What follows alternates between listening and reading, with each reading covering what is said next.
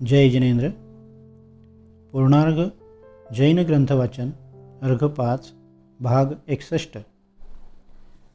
तेलुगू जैन साहित्य.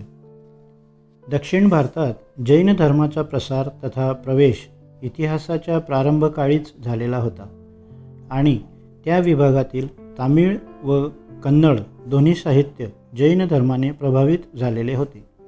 या दोन्ही भाषेतील विशाल साहित्याचे आपण अवलोकन केले तर ही गोष्ट त्वरेने लक्षात येते. यावरून तेलुगू साहित्यावर देखील जैन धर्माचा प्रभाव पडला असावा असे म्हटले तर अयोग्य ठरणार नाही. कारण तामिळ, कर्नाटक यांच्यापेक्षा जैनांचा प्रवेश आंध्र प्रदेशात झाला असला पाहिजे. परंतु या ठिकाणी आपणाला विपरीत अवस्था असल्याचे दिसून येते. मराठी जैन साहित्य, हिंदी जैन साहित्य, कन्नड जैन साहित्य व तामिळ जैन साहित्याप्रमाणेच तेलुगू जैन साहित्याविषयीची विपुल माहिती मिळत नाही. तेलुगू जैन साहित्य अगदी त्रोटक प्रमाणात असून त्याविषयीची सखोल माहिती अद्याप तरी उपलब्ध नाही.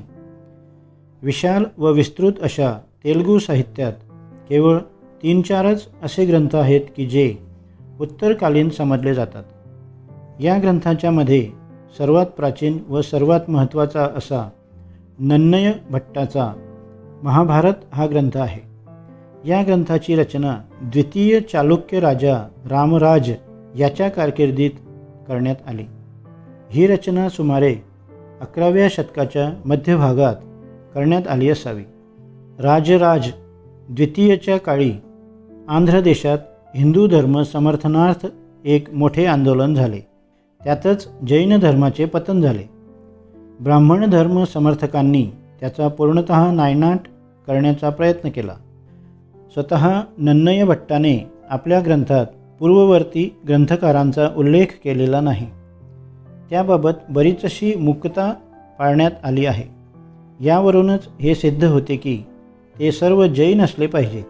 नन्नय भट्टाच्या शैलीवरून देखील जैन धर्माच्या प्रभावाची आपणास माहिती मिळू शकते. नन्नय भट्टाने आपल्या महाभारत ग्रंथात शुद्ध चंपू शैलीचे अनुकरण केले आहे. या शैलीची स्फूर्ती त्याला कन्नड जैन कवींच्याकडून मिळाली असावी. नन्नय कर्नाटक साहित्याच्या प्रती ऋणी असल्याचा दिसून येतो. कर्नाटक साहित्य व आंध्र साहित्य यांच्या संबंधाविषयीची दुसरी महत्त्वाची गोष्ट अशी की नन्नय भट्टापूर्वी 1 शतक होऊन गेलेल्या पंप व नागवर्मा इत्यादी महान कन्नड साहित्यिक तेलुगू देशातून आले असावेत आणि याचमुळे विद्वान लोक देखील तेलुगू साहित्यातील जैन कालाविषयी विश्वासू असल्याचे दिसतात. हा काळ साधारणपणे 9वे ते 10वे शतक असावा ही माहिती आपणाला तेलुगू शिलालेखावरून मिळू शकते. या ग्रंथाशिवाय इतर ग्रंथांची माहिती उपलब्ध नाही. थोडक्यात तेलुगू जैन साहित्य अल्पांशाने उपलब्ध असून त्याच्याविषयी अधिक सखोलपणे माहिती मिळवणे आवश्यक आहे. कन्नड जैन साहित्य. प्राचीन कन्नड साहित्यातून आपणाला कन्नड साहित्याचे सार्वमौलिक सुंदर दर्शन घडते. कन्नडमधील प्राचीन साहित्य आज देखील अगदी नाविन्यपूर्ण असलेले दिसून येते. या प्राचीन साहित्यात गंभीरता, चिंतनशीलता व प्रसन्नता असल्याचे आढळून येते. या साहित्याने कावेरीपासून गोदावरीपर्यंतचा सुरम्य भाग व्यापून टाकला आहे. कन्नड साहित्याची प्रेरणाच अशी आहे की तिच्यामुळे सर्वांगात चेतना भरून जाते, आत्मा डोलू लागतो तर मन गाऊ लागते. सहज स्वाभाविक काव्याची रचना करण्यामध्ये कन्नड प्रदेश तरबेज आहे. म्हटलेच आहे, ज्या साहित्याचा प्राचीन इतिहास इतका सुंदर आहे त्याचे वर्तमान स्वरूप निश्चितपणे सौंदर्यपूर्ण असणार. कन्नड काव्य साहित्य वीररसाने परिपूर्ण भरून उरले आहे. याच प्राचीन कन्नड साहित्यामुळे सामाजिक चेतना कायमची स्फुरित होत राहिली आहे. त्या गंग, राष्ट्रकूट, पल्लव आणि चोल या राजघराण्यामुळे हे साहित्य अधिकाधिक समृद्ध झाले. समृद्धी आणि संपन्नता असलेल्या या कर्नाटक प्रांतातील प्राचीन विद्वानांनी कन्नड साहित्याबरोबरच कन्नड जैन साहित्याचे योगायोगाने जैन संस्कृतीचे रक्षण करण्याचा महान प्रयत्न केलेला दिसून येतो. आज देखील या प्रांतामध्ये जैन पुरातत्व, साहित्य, स्थापत्यकला यांचे दर्शन घडून येते. याच प्रांतातील भगवान बाहुबलीची विशालकाय मूर्ती, बेलूर येथील कलामय सोमनाथ मंदिर, हलेवीड येथील शांतीनाथ देवालय, मुडबिद्री येथील नवरत्न निर्मित प्रतिभा आणि त्रिभुवन तिलक चूडामणी, बसदी ही या प्रांताची जैन कलेच्या दृष्टीने अत्यंत महत्त्वाची वैशिष्ट्ये आहेत. जैन साहित्याचा प्रसार आणि संरक्षण करण्याचे महान श्रेय देखील येथील विद्वानांनाच दिले पाहिजे. षटखंडागम सारख्या सिद्धांत साहित्याचे संरक्षण याच प्रांतातील श्रद्धावान विद्वानांच्यामुळे होऊ शकले. कन्नड जैन साहित्याचा आरंभकाल.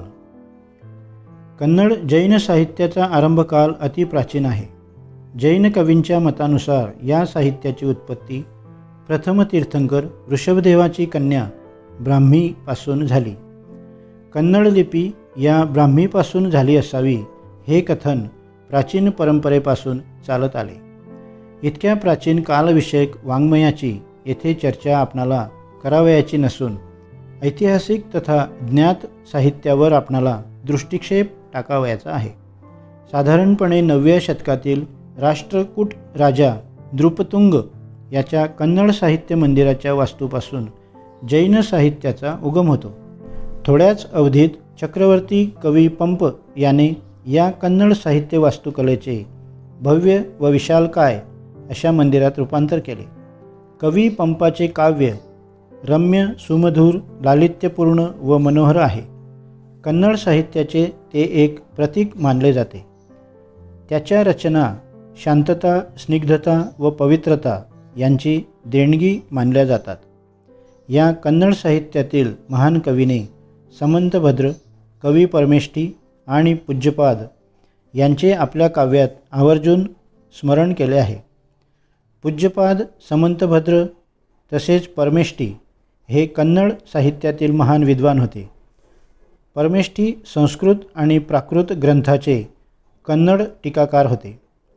पूज्यपादांनी आपल्या जैनेंद्र व्याकरणात स्वतः 6 प्रसिद्ध व्याकरणकारांचे अनुकरण केल्याचे म्हटले आहे. त्या 6 व्यक्तींच्या मध्ये समंतभद्रांचे नाव देखील आहे. यावरून समंतभद्रांचा देखील एक व्याकरण ग्रंथ असावा असे दिसते. या व्याकरण ग्रंथाशिवाय समंतभद्रांचे परमागम सूत्र संस्कृतमध्ये असावे. तेच विजयनने कविमार्ग नावाचा कन्नड ग्रंथात रूपांतरित केले असावे. याच कविमार्गाला नृपतुंगाने परमसरस्वती तीर्थावतार म्हटले आहे. संस्कृतमधील जैन आदिपुराण व उत्तर पुराण ज्यांना सम्मिलित रूपाने महापुराण म्हटले आहे, ते कन्नड कवी परमेष्ठीच्या गद्य ग्रंथावरून लिहिले गेले असावे. स्वतः जिनसेनाचार्य आपल्या आदिपुराणात म्हणतात, स पूज्यः कविभिर्लोके कवीनां परमेश्वरः वागर्थसंग्रहं कृत्सं पुराणं यः समग्रहित. या गोष्टीला हस्तिमल्लांच्या विक्रांत कौरवीय नाटकातील प्रशस्तीची देखील पुष्टी मिळते. सर्वसाधारणपणे वड्ड आराधना हा शिवकोटी आचार्यांचा ग्रंथ कन्नड साहित्यात सर्वात प्राचीन समजला जातो. ज्ञान, दर्शन, तप व चरित्र यांची निष्ठेने साधना करणाऱ्या कित्येक मुनींच्या कथा या ग्रंथात आहेत. या ग्रंथाचा रचनाकाळ निश्चितपणे उपलब्ध नसला तरी तो 9व्या शतकाहून अर्वाचीन नाही. त्याच शतकात नृपतुंग अमोघ वर्षाने लिहिलेला कविराज मार्ग हा ग्रंथ कन्नड साहित्यशास्त्रावरील पहिला व उत्कृष्ट असा ग्रंथ मानला जातो. काव्याचे विषय कोणते असावेत, त्यांची अभिव्यक्ती कशी असावी आणि त्यात अलंकाराचा कसा उपयोग करावा याचे विस्तृत विवेचन केले आहे. शिवकोटी हे समंतभद्रांचे शिष्य होते असे काही कथांमध्ये वर्णन आहे. त्यांनी तत्वार्थसूत्रावर देखील एक टीका लिहिली होती. त्यात अनेक प्राचीन कवींची पद्ये दिली आहेत. अर्थात अमोघ वर्षापूर्वी देखील कन्नड साहित्य बरेच समृद्ध झालेले दिसते. कवी चामुंडरायने देखील काही कन्नड साहित्य ग्रंथाची निर्मिती केली असल्याचा पुरावा मिळतो. चामुंडराय गंगवाडीचे राजा मारसिंग राचमल्लाचा सेनापती होता. त्याने चामुंड पुराणाची रचना केली. हा पुराणात चतुर्विंशती तीर्थंकरांचे वर्णन करणारा गद्य ग्रंथ आहे. कदाचित शुद्ध गद्य ग्रंथाची निर्मिती करण्याची प्रथा याच लेखकाने पाडली असावी. याशिवाय चामुंडरायाने कवी परमेष्ठीची स्तुती करताना कवी परमेष्ठीने 63 शलाका पुरुषांचे चरित्र कन्नडमध्ये लिहिले असल्याचे म्हटले आहे. हे पद्य काव्य असून नृपतुंगाने त्यांना कन्नड पद्यकार मानले आहे. याशिवाय कवी राजमार्गमध्ये उल्लेखित विमल, अभ्युदय, जयबंधू, नागार्जुन, दुर्विनीत, वर्धनदेव इत्यादी प्रसिद्ध जैन कन्नड साहित्यकार होऊन गेले. याचा पुरावा काही कन्नड शिलालेखातून देखील मिळतो. अशा प्रकारे 9व्या शतकापर्यंत कन्नड साहित्याबरोबरच कन्नड जैन साहित्य देखील चांगल्या प्रकारे वृद्धिंगत झाले होते. अनेक कन्नड जैन कवी व लेखकांनी आपापल्या ग्रंथरचना कन्नड साहित्याला बहाल केल्या होत्या. या कवींनी महाकाव्याबरोबर खंडकाव्याचीही रचना केली होती. एवढेच नव्हे तर काव्याव्यतिरिक्त ज्योतिष, गणित, गजशास्त्र, अश्वशास्त्र, आयुर्वेद, छंदशास्त्र, व्याकरणशास्त्र इत्यादी अनेक शास्त्राविषयी कन्नड साहित्य रचना केली होती.